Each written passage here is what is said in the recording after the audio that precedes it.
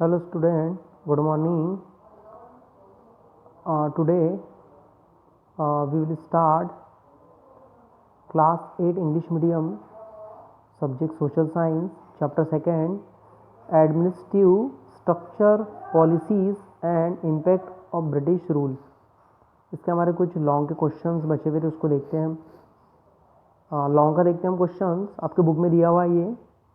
Which were the evil prevalent in Indian society in 18th century and what efforts were made by the government to eradicate them? देखिए वो पूछ रहा है कि कौन सी, evil का मतलब होता है बुराई, कौन सी बुराई प्रचलित थी। प्रिवलेंट का मतलब होता है प्रचलित। कब? 18th सेंचुरी में भारतीय समाज में।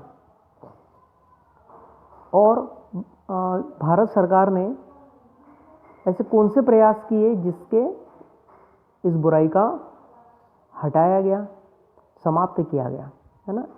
इरेडिकेट का मतलब होता है निवारण करना या समाप्त करना। देख सकते हैं हम सबसे पहले answer, Indian society was repellent with evil like female infanticide, child marriage, पर्दा सिस्टम, सती सिस्टम एटसेट्रा। देखिए भारतीय जो समाज में, रिप्लेट का मतलब होता है भरपूर, बहुत अधिक मात्रा में, बहुत सारी बुराई थी। जैसे फीमेल इन्फेंटिसाइड, ठीक है। अब इन्फेंटिसाइड का मतलब होता है भ्रूण हत्या, नवजात शिशु की हत्या। उसके बाद बाल विवाह, पर्दा सिस्टम, ठीक है। और सती सिस्टम, सती सिस्टम समझ में आ गया ना। जब पति का देहांत हो जाता था तो उसकी चिता पर पत्नी भी जो थी वो जल जाती थी। This will were prevalent due to ignorance, ये जो बुराई थी, ठीक है, इसका प्रचलन क्यों था? इग्नोरेंस, अज्ञानता थी, पढ़े लिखे नहीं थे लोग उस समय के। इलिटरेसी मतलब अनपढ़ लोग थे। Certain English reformers passed law, फिर जो इंग्लिश रिफॉर्मर्स थे, जो सुधारक थे, उन्होंने कुछ नियम, कुछ लॉ बनाए, वो लेकर आए। About change in the society, उन्होंने समाज में कुछ परिवर्तन लाए। फीमेल इन्फेक्टिसाइड वाज एबोलिश्ड, ठीक है। एबोलिश का मतलब होता है समाप्त करना। यहाँ पर नवजात जो भ्रूण था उसकी हत्या ये समाप्त हो गई।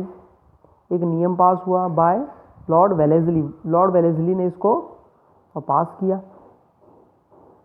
Bentinck pass law in 1829 to abolish the sati system, उसके बाद सती सिस्टम भी ये भी समाप्त हुआ। 1829 में एक नियम बनाया गया है बेंटिक द्वारा। सोसाइटी रिफॉर्मर्स लाइक राजा राम मोहन राय, ईश्वर चंद्र विद्यासागर, दयानंद सरस्वती एटसेट्रा, ये सब समाज सुधारक थे। मैड कॉन्शियस एफर्ट, ठीक है। अब कॉन्शियस का मतलब होता है सचेत करने वाला, है ना। उन्होंने एक सचेत करने वाला, सचेत किया सबको अपने प्रयासों द्वारा। To bring about change in the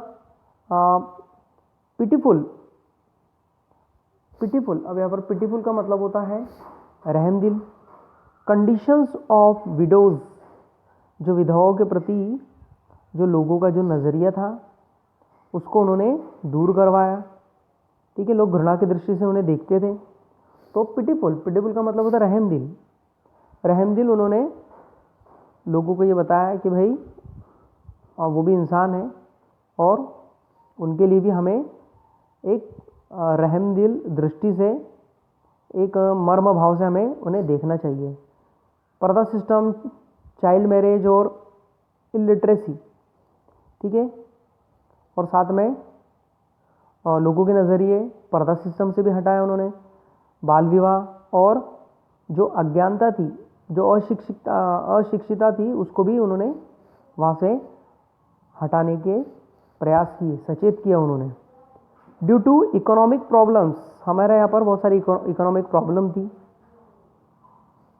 certain parents sold their children, ठीक है, कुछ गरीब माँ बाप पैसों के लिए अपने बच्चों को बेचते थे, which result in slave system, ठीक है, और उसके बाद में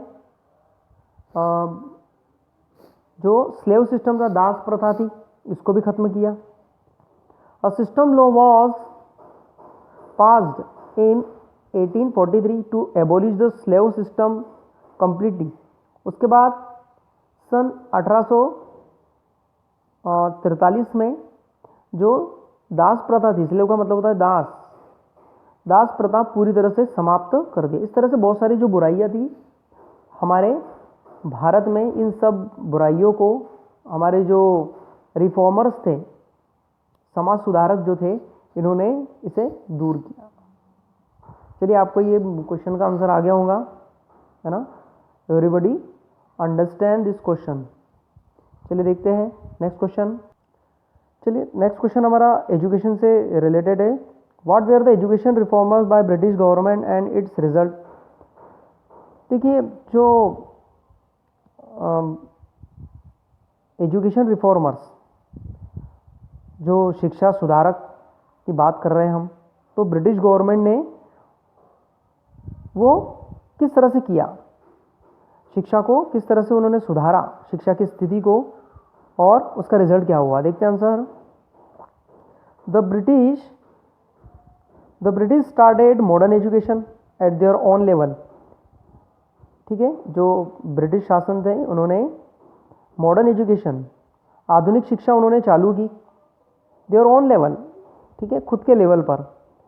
सम Indian also help them in the efforts, कुछ भारतीयों ने भी उनका इस प्रयास में मदद की उनकी। Madras was established at Calcutta in 1781, फिर मद्रास जो मद्रास की कॉलेज की बात कर रहे हैं, इसका निर्माण हुआ कोलकाता में 1781 में। Arabic and Persian language were taught here, और अरेबियन और जो पर्शियन लैंग्वेज यहाँ पे सिखाई जाती थी। In 1784 sir Williams Jones founded the Asiatic society of Bengal, ठीक है, सर विलियमसन ने फाउंडेड की निर्माण किया उन्होंने, कौन सी, Asiatic Asia society of Bengal, यहाँ उन्होंने निर्माण किया। Efforts were made to study Indian history, यहाँ पर क्या सिखाया जाता था, इंडियन हिस्ट्री के बारे में, उसके कल्चर के बारे में, ठीक है, सोसाइटी है ना, समाज की हिस्ट्री और कल्चर के बारे में सिखाया जाता था। और संस्कृत कॉलेज वाज फाउंडेड, उसके बाद निर्माण किया गया संस्कृत कॉलेज का 1791 में वाराणसी में। यहाँ पर क्या सिखाया जाता था, to study law, Hindus law, Bharat के कुछ रीति रिवाजों के बारे में यहाँ बताया जाता था, सिखाए जाते थे। The company also made efforts in the field of education later, उसके बाद कंपनी ने भी बाद में बहुत सारे प्रयास किए एजुकेशन फील्ड में। आगे देखते हैं। In 1835 the government decide to impart European literature and scientific education to the Indians, फिर उसके बाद भारतीयों को,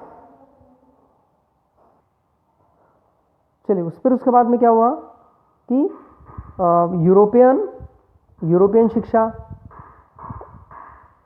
ये भी दी गई यहाँ पर, है ना, साइंटिफिक एजुकेशन, भारतीयों को यहाँ पर यूरोपियन शिक्षा और साइंटिफिक, ये दोनों शिक्षा यहाँ पर 1835 में देना स्टार्ट की अंडर द स्कीम।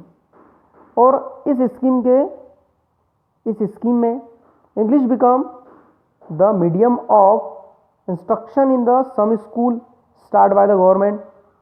यहाँ पर गवर्नमेंट ने बहुत सारी स्कूल स्टार्ट की जहाँ पर जो भाषा का माध्यम जो हुआ करता था वो इंग्लिश हुआ करता था। Gradually education spread in India, धीरे धीरे पूरे भारत में ये एजुकेशन सिस्टम फैल गया।